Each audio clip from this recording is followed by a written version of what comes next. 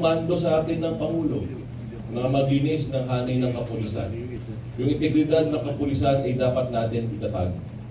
That's why we are here and we are doing our jobs no matter how difficult it is. It is not popular to call out policemen. It is a difficult job. These guys have uniforms, badges, and guns. We don't have it. But ito talaga eh.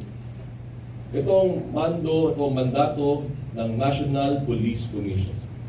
We will do it and we will do it well. So, sa lahat po ng taong gobyerno na nakikinig, let us continue to inspire everyone, all Filipinos through our jobs. To all our policemen, gumawa po tayo, mag-serve and protect po tayo araw-araw para makuha natin ang loob ng taong bayan.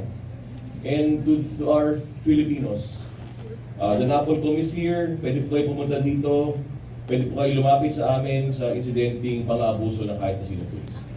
We trust our policemen. We salute our policemen. However, we will put a stop to acts of abuse of policemen.